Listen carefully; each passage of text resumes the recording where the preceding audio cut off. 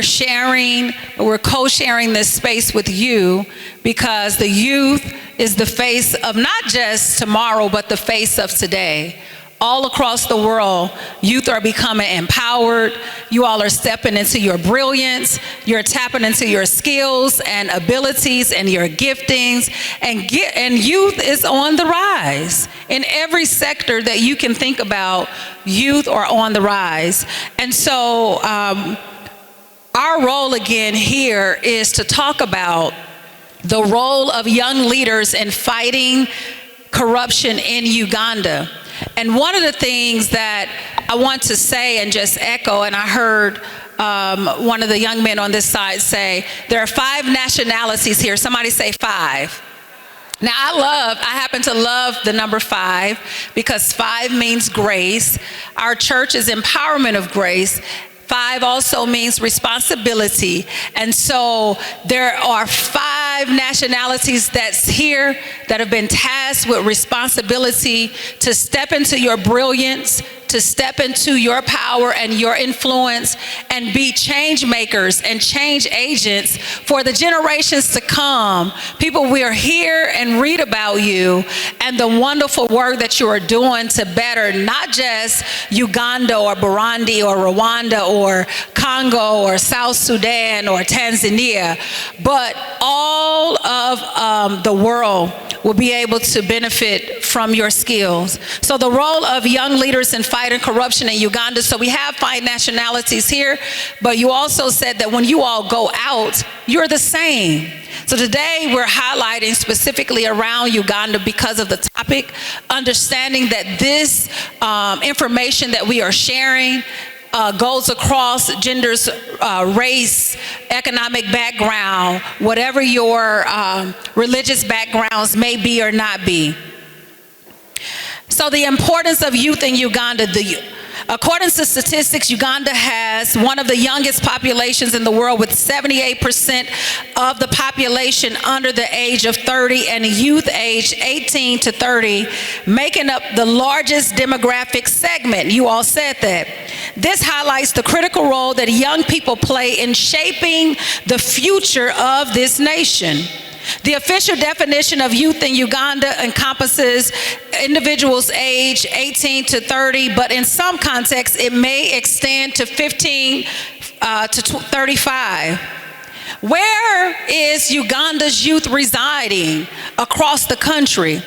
Urban centers. A significant percentage of Uganda's youth live in urban and semi-urban areas, cities such as Kampala, Wakiso, Mukono, Gulu, Mabaro, and highly populated with young people.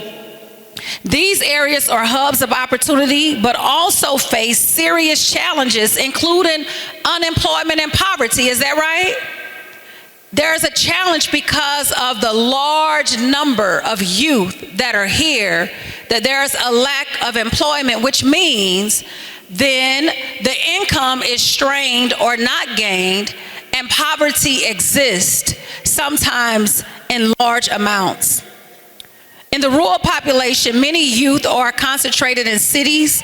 A large proportion still reside in rural areas where they face different but equally significant challenges such as limited access to education and, again, economic opportunities. What kind of activities? I want you all, what kind of activities are youth involved in? You said technology, creative graphics. What are some other things? What was that? The lack of information, yes. Many youth are enrolled in formal educational institutions, but with the rising number of graduates each year, the job market cannot absorb them all, contributing to high unemployment rates. Entrepreneurship. Uganda has one of the highest rates of youth entrepreneurship in Africa. Young people are finding innovative ways to start small businesses in fields such as, you all said it earlier, technology, agriculture, retail, and creative arts. You all mentioned about social media and advocacy.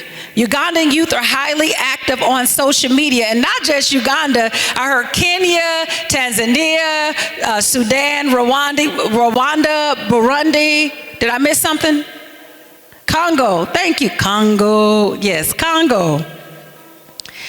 Social media and advocacy. Ugandan youth, again, are highly active on social media platforms, using tools for networking and raising awareness, advocating for change on platforms such as, I still say Twitter, but now they call it what? Y'all know that, like, yeah, I still haven't wrapped my mind around it. I just still like to say Twitter. But anywho, Instagram and have become a key way for young people to express their dissatisfaction for corruption or dissatisfaction with corruption and promote transparency.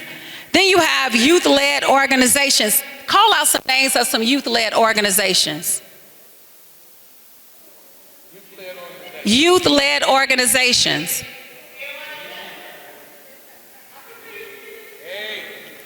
African Leadership Youth Forum. Anything else? Okay, we're going to keep it in the family. No problem, no problem. No. Youth-led organizations. Many Ugandans or young Ugandans are actively involved in civil society organizations like African Youth Leadership Forum that focus on governance, democracy, and anti-corruption efforts. Then the role of youth in fighting corruption. Uganda ranks poorly on the Global Corruption Perception Index, consistently identified as one of the major challenges hindering national development. Corruption drains public resources, it limits opportunities, and perpetuates inequality. It affects services that young people depend on, like education, you all said, healthcare, unemployment opportunity, and employment opportunities. As we travel across this world, me and my husband together have been advocates for Uganda for well over a decade, raising awareness of its potential, the beautiful land sites that are here, all of the amazing young and older people, all of the widows, the orphans, all of the ground and the big business and all those things that can happen right here in Uganda. It is our desire to raise the national profile of Uganda so that the floodgates will open and be full of people bustling to get here to do big business, bustling to get here to intertwine with our youth and partake of the brilliance that you all have and the change that's taking place, again, that will affect generations to come for the betterment. We want people to get here to engage in the agriculture. First of all, y'all have the best pineapple ever in the world. I mean, like, wow. I know there's 4 other nationalities here, but when I come here, I mean, even in America, like, it's like sour. I don't even know what they're doing. Like, I wish I can just like pick up, you know, some of the pineapple farms and just take, but they won't even like let us take it out. That's work that we can work on. How can we get fresh fruit from here to America, like instantly? It's healing in the food all across the continent. I just wanted to say that. But we want people to come to engage in peer exchanges and roundtables and workshops, all fostering transformative conversations that will lift up generations. Youth as agents of change. Young people, as I mentioned earlier, have the energy, the creativity, and moral integrity to combat corruption. I'll say it again. Young people, youth, have the energy, the creativity, and the moral integrity to combat corruption. According to my faith, the Bible says that God has called the young because they are strong. And that translates across many different religions and backgrounds, and even those that may not believe that the youth are strong. There is a natural innocence of the young. You all are already leading efforts by raising awareness. Youth can use, again, their social media influence and advocacy to raise awareness The youth can also become eyes and ears so that you're able to hear and plan and talk and sit with your leaders and your elected officials and share your thoughts. Participating in governance, young people must stand and have greater representation in decision-making platforms and becoming local leaders and participating in governance forums and joining in so that you can ensure that accountability and transparency are prioritized. Strategies for fighting corruption, education on integrity. You all talked about integrity. Some places are forming like integrity clubs. What does it look like to have a club where you are fostering conversations around transparency and accountability? Educational programs that promote anti-corruption messages along with government accountability should be implemented at community levels and in your schools. Maybe you're developing a curriculum that you can share with the old and young alike. Youth-led monitoring and evaluation, where you can lead initiatives to monitor the use of public funds, that you can create networks where youth volunteer tracks government projects and ensure that they are implemented with transparency. And then technology and innovation. Young innovators can develop platforms, mobile apps. Who in here can develop mobile apps? Anybody?